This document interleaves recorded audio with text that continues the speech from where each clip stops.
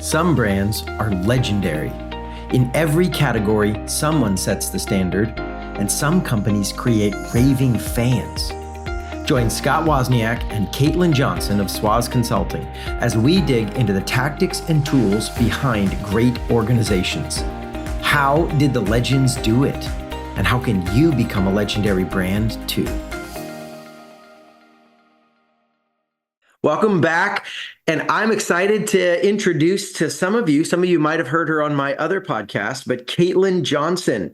Now, you might be wondering, where's Jack Fussell? Well, Jack is still around and a great friend, but for a long story short, some of his other projects are taken off and he's not able to continue here. So we have a really fun opportunity with that opening to start talking with Caitlin, who I've known for a while. Caitlin, we've been working together for a few years now. Yes, I know. And so Caitlin knows all our stuff, but also comes from some pretty cool brand backgrounds. We'll talk more about that in a minute. But Caitlin, welcome to the podcast. Excited to go through this with you. Thank you, Scott. I'm so excited to be here with you and to continue the conversations and to kick off where we left off. And so the next gear in the engine is all about memorable moments. Yes, memorable moments. Yeah. If you have the diagram, look up online or something. It's the last little gear. We had fuel pouring in the engine. We have this big fat gear. That's customer insight. The big fat gear is operational excellence. We have a little gear for personalized service. And this is also a little gear. Remember, if you get operational excellence right, this doesn't have to be a ton of time and money. But man, it makes such a difference because what we found is that if you did all the rest of the engine and you don't do memorable moments, man, they love you and they aren't telling anyone about you. I mean, there's a world of difference between loving fans and raving fans. Raving fans actually rave, doesn't do us any good to have private, secret lovers, right? It's like your secret admirer club, not what you're looking for here. So how do we get them to talk? Well, this is where we got into this whole study and process and what do you do? And I'll just say this, it's not advertising. Now you should advertise. Advertising is good for your company. It's a good job of creating awareness. Technically, we call it mind share or share of mind. When they think of your category, do you even come to mind, right? If they're hungry and you're a restaurant, do they even think of you, right? If you're a hotel, do they even think you exist when it's time to book a place to stay? But once you have awareness, more advertising doesn't create raving fans. You can just keep getting more and more awareness, but the really way you get raving fans is you got to create a story-worthy experience, some sort of moment that pops in their memory and gets them to start talking. See, okay, Caitlin, I'm going to describe this with Star Wars. This is my favorite way to do it. Okay. Sounds good. Maybe because it works. Maybe because I have a Jedi robe and lightsaber in my closet. No, Scott. It's for the kids. It's for the kids. Heck no. I want to be a Jedi, right? That's the jam. Right? Yeah, that's the whole reason why we love those movies.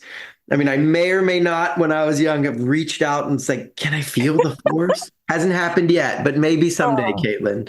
I will say this has nothing to do with leadership or great organizations, but this may be a pro tip for some dads out there who want to be heroes. If you learn your grocery store doors, the sliding doors that open on their own when you get close. Yes. Yeah. I figured out the crack in the sidewalk that when I step on that crack, the doors are going to open, right? I hit the sensor. And then you put your fingers out and you wave your hand right when you walk there. Listen, I think till my kids were 5 or 6, they're pretty sure Dad could I was like, don't worry, kids, Dad's got this. And I would stop the crack and wave the fingers. Yeah. Eventually, I think they figured out the door opened anyway. But for a while, I had the Force. Okay, so back to actual leadership. It's Star Wars. Here's the mistake. Before we get into how to do it, we got to bust a myth on what not to do, because we see a lot of companies try to figure this out and they make it and it doesn't go anywhere. They put all this money into these epic experiences and these cool stories and then nobody talks about them. Because what they try to do is they're like me.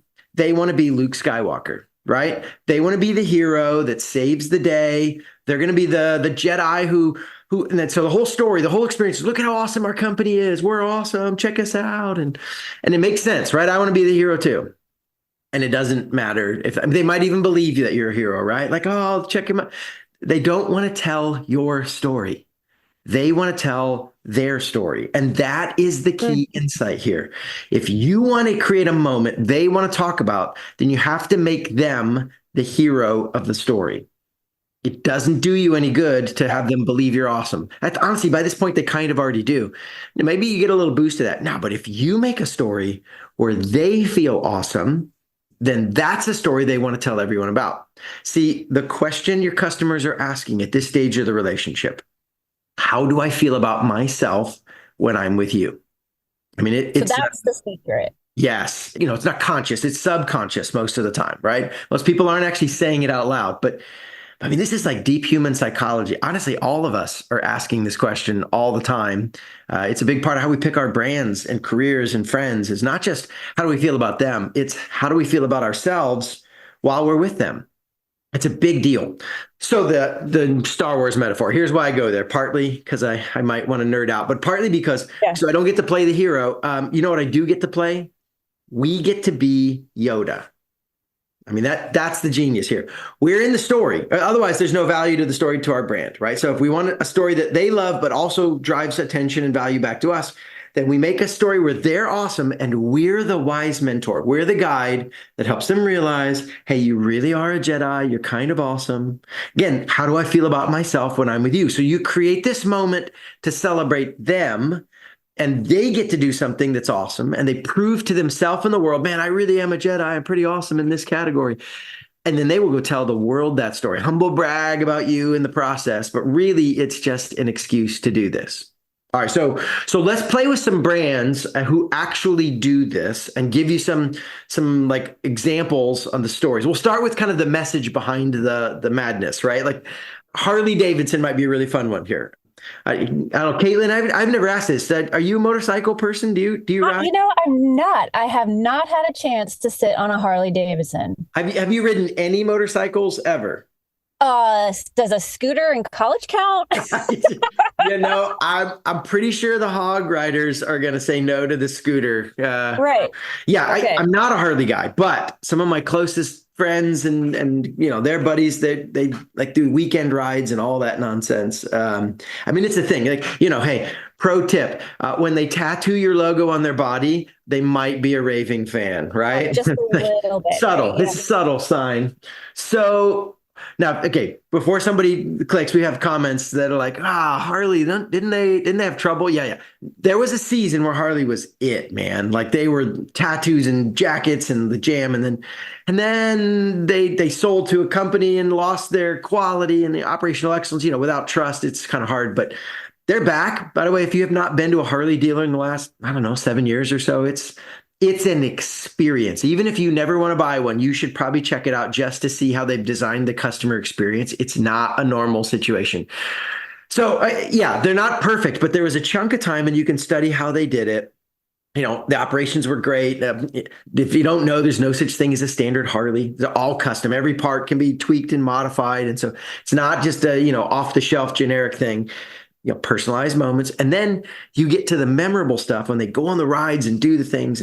And what is the feeling Harley creates? So, Caitlin, you probably can guess what the research says a Harley rider feels when they're on their bike. What do you think they feel?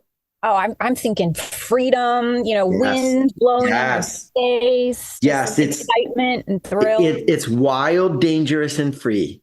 Like, listen, the rest of y'all might be domesticated, but not me. I am still a bad Mamba Jamba, right? Like yes, dear, I'll be home at 5, right? Like there's some part of my world, maybe my other vehicle's a minivan, but dang it, I'm still a bad Mamba Jamba. Like that wild freedom is the deal. Now, why do they wear the jacket and do all the stuff then? It's because Harley's their way to say to the world, hey, I'm still awesome. I feel awesome about myself, right? And so they give all the credit to Harley and the brand thing, but it's a public statement. Now, before everyone over optimizes on this, they're like, okay. So raving fans is crazy. It's all about wild and dangerous. Like, leather jacket.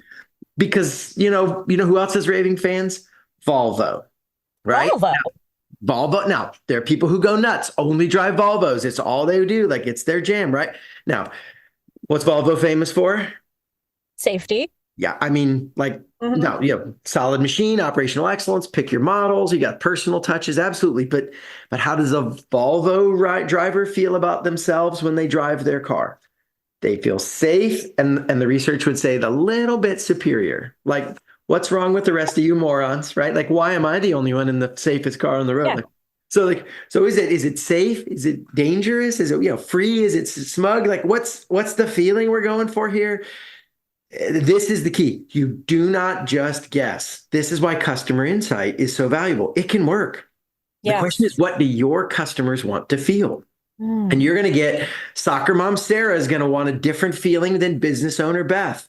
They're the same age, they have the same stats, but they're actually looking for a little bit different, something different. If you remember that episode, by the way, if you've not listened to that one, go back and listen to the customer insight episode.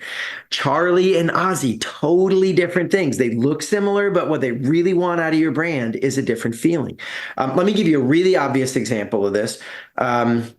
In the airline world, probably the two most successful airlines in the last decade or 15 years have been Southwest Airlines and Delta Airlines.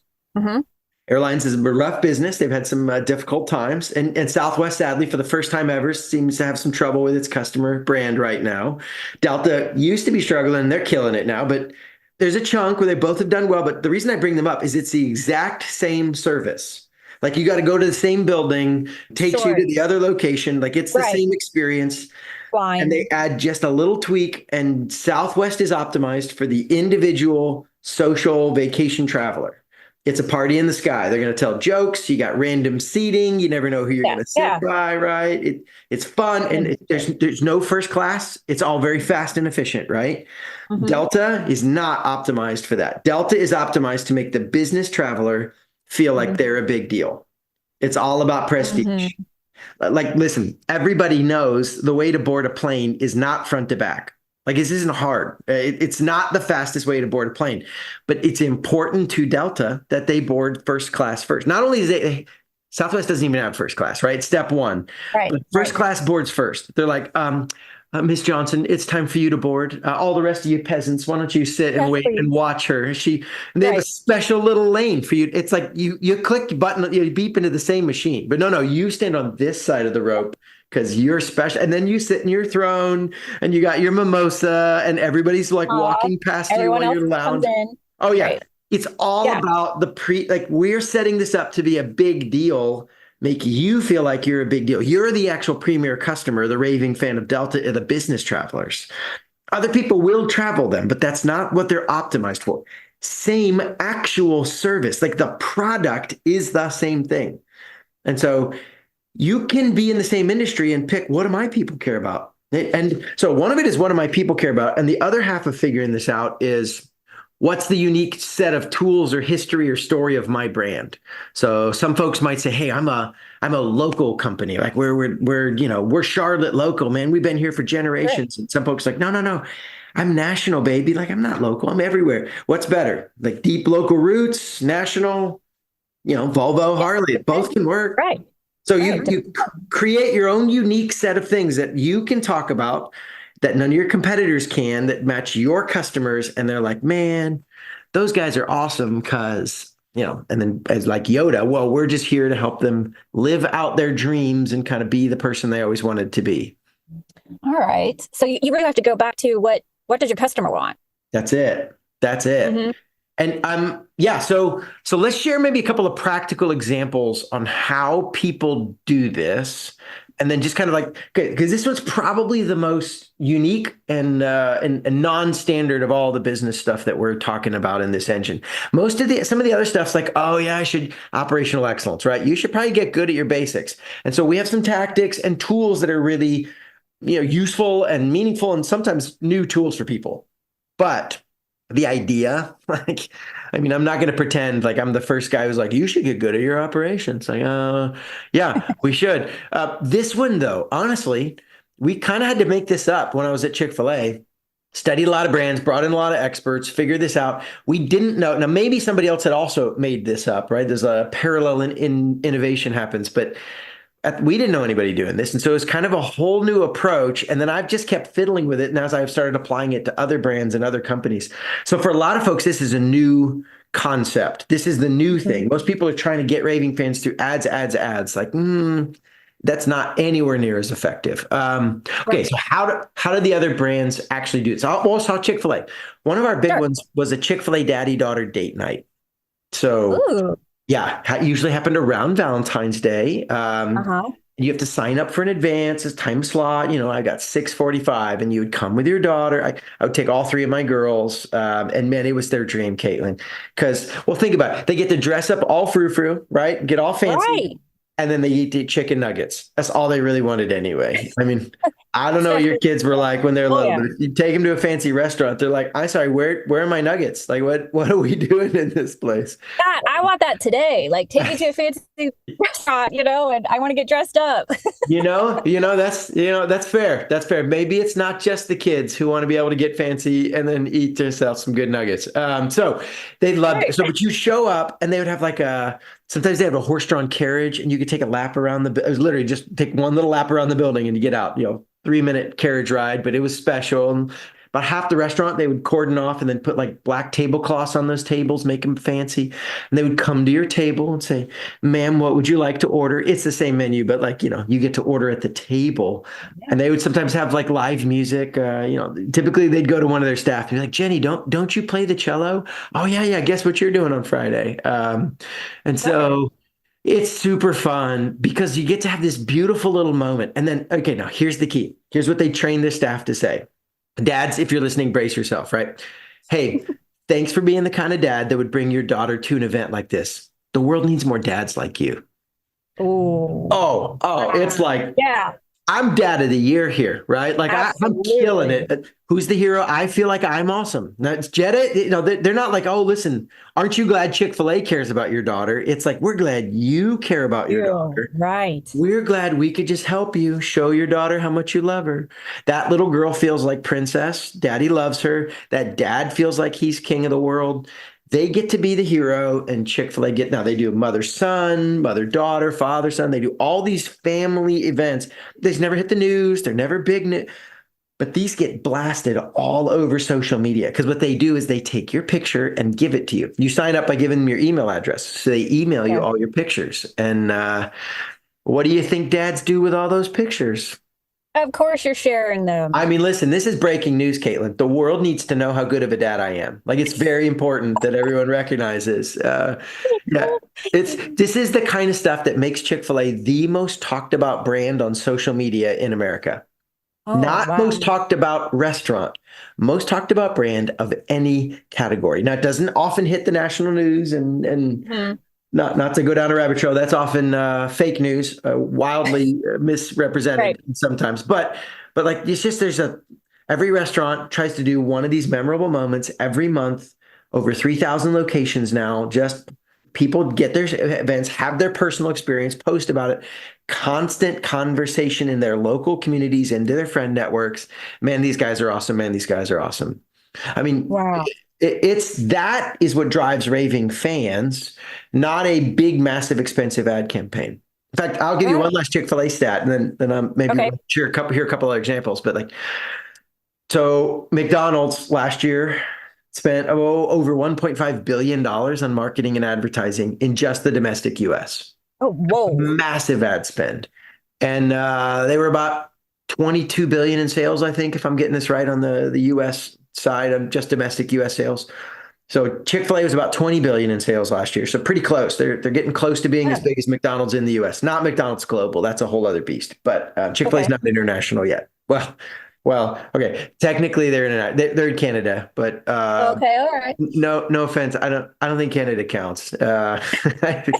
I Still one mean, continent. Yeah. yeah, we have a handful of locations. It's like the U.S. bonus. Like Hmm. the Canadian people or listeners are probably. I'm some of my best buddies are up there. I do this jokes with them all the time, and they're like, "Heck no!" And we're like, yeah, you don't want to be related to us, but you're like our cousin that you don't want to be a part of the family where you're Yeah. in. Next door Um, neighbor. so yeah, you're the next door neighbor that comes and hangs out in the living room all the time. So okay. But the reason I'm saying this, McDonald's 1.5 plus billion, Chick-fil-A for similar size, and I would say for significantly higher growth. Chick-fil-A spent roughly $50 million last year on advertising. Oh, Oh, that's a Not different. not even close. Like Yeah. 3% of the McDonald's spend. And they get more, more sales growth because they have, among other things, raving fans and memorable moments where McDonald's is all ad spend. Uh, Hmm. so these are tactical things you do that make your customer have an experience that feels awesome. Okay, now, but Caitlin, help me out because this is the point in time I bet some folks are saying, yeah, but like I'm an electrical contractor, right? Or I Right. run a legal firm. Like I don't think we're gonna have romantic dinners over contract document signings. Like how do we pull this off in other scenarios? What do other brands do that make this work? That's such a great question. Okay, so I have an idea, and then I know that you've worked with some other industries, so I can then pass the baton back to you to see what other ideas you've seen within your space. Go for it. But coming from Ritz Carlton and a Marriott background, I know that it was part of our culture to train to delight unexpectedly. And Hmm. so, what did that mean? That meant that we would be looking for opportunities, creating conversations to find out what brings you on this vacation. And if it was an anniversary or a special occasion, a reunion, a business meeting, whatever the case may be, gathering that information would help us find ways to essentially make memorable moments, delight unexpectedly, put something in their room. Like maybe it was a bottle of wine for a business owner who was running the business. And, we knew they would be tired and exhausted at the end of the event. Here's a nice bottle of wine for you to just wind down, literally. Yeah. Or, a fun Ritz-Carlton is known for, cute little things that they'll do for their guests. So maybe if you're coming with kids, they leave a little stuffed animal because they find out your child loves Mhm. elephants. Whatever the case is, we're looking for, seeking through connection and conversation. What is one thing that we can learn from you so that we can create a memorable moment? That's brilliant. And you can see the connection between customer insight and memorable moments, right? This is why you Right. don't guess. You need this fuel. And when you get to know them, then you show up in a way that meets their story and makes them feel awesome. And then, man, you're just an excuse for that. So one of the ways we've seen, let's go construction companies pulling out a Okay. red carpet, literally rolling out a red carpet. I've Okay. had Tell me home more. builders. Yeah, so the end of a project, we'd go to our clients and be like, okay, what do you do when it's all done? And they're like, oh, we clean up really good. We do this right. Like, no. It's like they're moving in, it's all set up. What do you do? And they're like, I don't know what you're talking about. We invoice them. Like this is Yeah. actually a huge memorable moment for your customer. Think through their frame, not yours. You're done. They're beginning. This is their opportunity to start a new chapter in their life. So they literally bought a red carpet. They roll it out in the front. They have this moment. They make a moment. You walk in on the red carpet and they give you your keys and they take pictures. And then, of course, you post all those pictures. And the pictures are like, check out this new family and how great they are. If you're commercial construction, some of our clients in that category say, hey, check out these huge topping off parties. But not just private. Then they post it publicly. Look at the new business in our area and everybody come check them out. We're glad, Yoda, right? We can help set them up for Hmm. success. And you throw a big party and make a big deal out of them. That is the opportunity. The moment, again, celebrates who they are. We just help get them here. So there's a construction, like tactical. But Apple does this, but Yeah. Apple doesn't throw a live party. They cannot afford to Yeah. throw a live party for all of us who buy Apple products. Darn it. So Apple has made a memorable moment out of their box opening. I mean, it's crazy. Do you know they patented their cardboard box? Okay, that I did not know, but Yeah, I can probably see why. it's crazy. You're like, it's a box. There's so many. It's like 20 patents or something on just the box. It's nuts. Wow. Okay, so they tried to make this moment out of the box. The wrapping's unique. Like it's hard to, I call it the whoosh moment because you have to pull like crazy and it pops, suddenly whoosh, it pops open. You got to It earn does it. make that You noise. don't just open this box. And then the first thing you'll always see is your device in a frame like it's a piece of art. It's this like, oh, Right. like the Little My Mermaid beautiful starts color singing. tone. Right. Oh yeah, and then you like layers and stacks. I mean, it's this whole thing, right? Okay, so I'm gonna put you on the spot here. We're gonna see if this is actually. Caitlin, do you have any Apple product boxes you guys have not thrown away? You still have hanging around somewhere? Scott, I feel like you're looking right through me. Yes, I might have. Okay, so I've got a Mac computer. My husband has a Mac computer. My two Uh-huh. kids have Mac computers. We all have iPhones. We might be raving fans. And yes, we might still have all of those boxes in our. Okay, so listen, my wife still has a stack on her nightstand. The computer, the phone, the watch stand. It's been years since she's gotten new ones of these things, right? Two, Yeah, 3 years. yeah. Still there. And so I'm gonna ask you what I asked her, like, are you using the box? Like what do you do with it? It's collecting dust in the attic. It's just Pretty sitting much. there.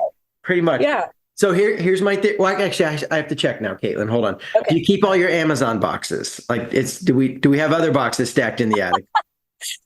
No, that Okay. would be way too many boxes. Okay, that's good because this was about to be a podcast episode on hoarding. That's a whole other problem. Yeah, there's something about the Apple box opening experience that makes it hard for us to throw it away. I mean, I've done this all over the country, and it is a persistent pattern. Honestly, the majority of the room will put their hands in the air. If I show for hands, they still have the boxes. They made a memorable moment out of the box opening, the packaging itself. You can't physically show up, so you make the box special. That's why they put time and money in their box. Now, some of you might actually have a product that you need to think hard about creating this box and putting a surprise moment in it and do the big deal. Some of you, like, what? We don't have a physical product. We're services. Your contract, you can make a package for your contract. So you might remember back in the day when we would get around like a table, if you did a big real estate closing or a big enterprise contract deal, you'd pass paper around table. It was kind of a pain. Yeah, but big thing. But it was a moment, right? I mean, you know, kind of had we all stood up and shook hands and felt important. So nobody does that anymore. We e-sign everything, right? We send DocuSign and whatever. And so it's great. But we lost the moment. So here's what our clients are starting to do. They're still e-signing because it's still better. But after it's all signed, then they take the contract, they print it on this really nice parchment paper, and they put it in a custom leather folio, stamp their client's name on it in big lettering, our name's on it in smaller lettering, right? We're there, but we're Yoda, they're the hero, they're Luke or Ray or whatever hero you want to be. And they set the whole thing up, and then you give them this like really fancy document, folder. And the idea is it's a box for your contract. And it's so cool. They would put it on their desk and be like, look, I'm the kind of business person that does deals like this. I mean, like, I'm not bragging, but like, yeah, that's kind of how cool I am. And they don't want to throw your contract away because they feel cool. That's a way. These are ways to either have a live event, have them come to your site and you host them, like Chick-fil-A, go to their world and host them, or maybe just make a moment out of the packaging so they feel special. It doesn't have to happen every time. Not every week, but once or twice in the year or in the project, you just do this little thing like Ritz, right? I mean, can't do that every day. It actually would kind of lose some of its magic, but once during a visit, you just do a little something that pops, and that's enough. And it's the stories spread and people talk about it. And I know I've got 3 friends of mine who've told me Ritz stories over the years of this special thing they've done, and it's cool stuff. So This is the magic on how you get people who love you to start talking about you. I mean, if you do all the other engine, they love you. But loving fans are not raving fans. If you want them to rave, you got to create this memorable moment, make it pop, and then they will go tell the world, because it is a way to prove to themselves and the world they really are awesome because they work with you. Love it. That is right there, the secret to raving fans, for sure. Creating those opportunities and those moments. Thanks for spending some time with us on your journey to legendary. If you enjoyed this episode and want more content like this, you may want to sign up for our newsletter. You can do that and learn about all the ways we are helping leaders build legendary brands at swozconsulting.com. That's www.swozconsulting.com. Greatness is possible. You just have to build the right engine.